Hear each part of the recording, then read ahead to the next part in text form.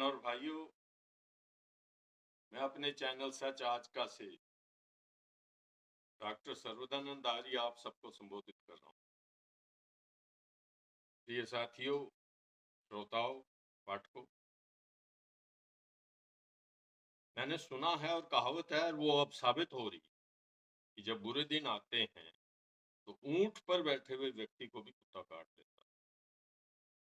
BJP के बुरे दिन आ गए और हम जैसे शुभेच्छु यदि उन्हें समझाएं भी तो उनकी समझ में नहीं आने वाली बात।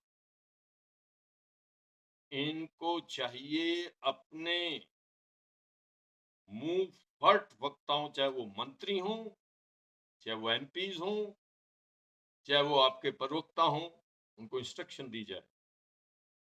आप एक राहु काल में से गुजर रहे हैं भारतीय जनता पार्टी, बड़ा बुरा समय आपके लिए। आपको शायद आने वाले समय की कल्पना नहीं है।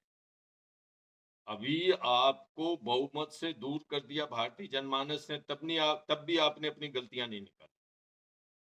आपकी पार्टी में ऐसे वक्ता प्रवक्ता हैं, ऐसे लोग हैं जो अनचाहे हैं और अनचाहे समय पर अनचाहे बयान दे देते हैं। अब कंगना रनौत जो पहले से ही कंट्रोवर्सी का अखाड़ा, उसका क्षेत्र बनी हुई, उसका केंद्र बिंदु बनी हुई, वो बयान दे रही है कि ये जो किसान आंदोलन हुआ इसके पीछे यूएसए की गवर्नमेंट थी, इसके पीछे चाइनीज गवर्नमेंट।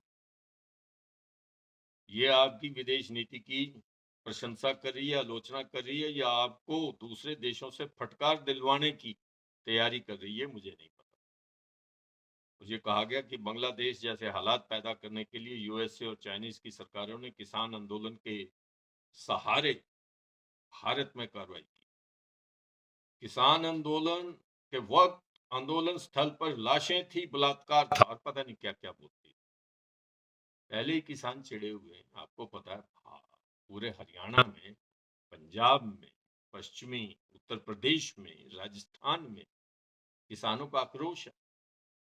किसान आपको धन भी देते हैं, जन भी देते हैं, अन्न भी देते हैं, जवान भी देते हैं, उसके बावजूद गालियां खाते हैं कंगना रनौत जैसी एमपी से। आपने उसे एमपी बनाया, सुरक्षा बनाई, बहुत बढ़ा चढ़ा कर करते हैं, कोई रोक टोक नहीं है। इस तरह की बातें तो होगी। हरियाणा का इलेक्शन आपके सिर पर, आप डूब रहे हैं और ज्यादा डूब जाएंगे, हमारी भविष्यवाणी। कश्मीर में इसका प्रभाव होगा और इसके बाद महाराष्ट्र में अपना हाल देखिएगा, किसानों का इलाका है महाराष्ट्र, और झारखंड में जहां आप जीत के सपने देख रहे हैं, एक व्यक्ति की गलत बयानी से वो पार्टी का स्लोगन बन जाएगा और पार्टी को बदनामी होगी। और पूरे जहां जहां प्रदेशों में आपका इलेक्शन हो रहा है स्टेट का इस वक्त, वहां आपको पराजय देखनी पड़ेगी। और यदि 4 स्टेट्स में भाजपा को पराजय हुई तो उसका क्या परिणाम होगा, इसकी कल्पना आप कर लीजिए।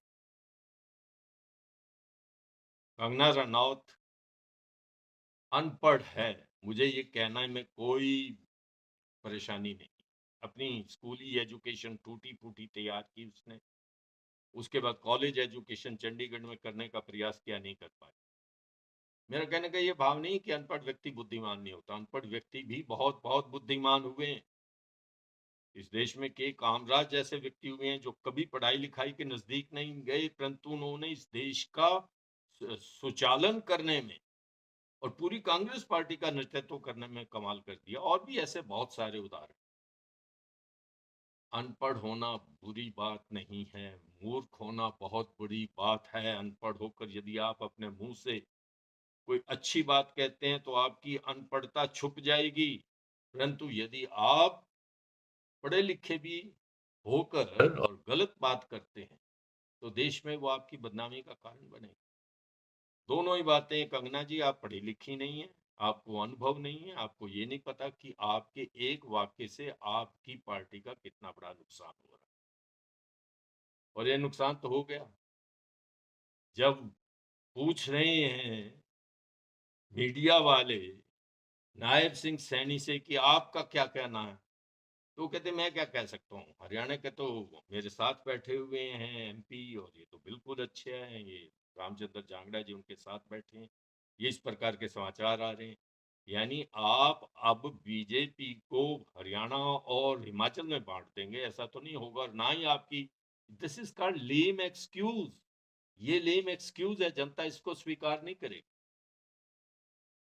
समझता हूं, आपसे रिक्वेस्ट है कि देश का हित सर्वोच्च रखते हुए इन मुंह फट प्रवक्ताओं को, इन मुंह फट वक्ताओं को, जो पार्टी की मिट्टी खराब करते हैं और पार्टी को संकट में डाल देते हैं अपनी शब्दों के द्वारा, ऐसे और भी बहुत हैं, उनके नाम गिनवाने लग जाऊं तो लंबा हो जाएगा भी।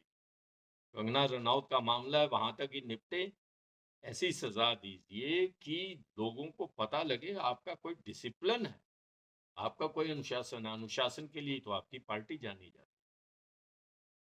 आक्रोश है जनता में, किसानों में खासतौर पर, उस आक्रोश में आप घी की आहुति डाल रहे हैं, ठीक नहीं। इतना ही कहना, समझदार को इतना ही बताना बहुत। धन्यवाद। आप सबको प्रणाम।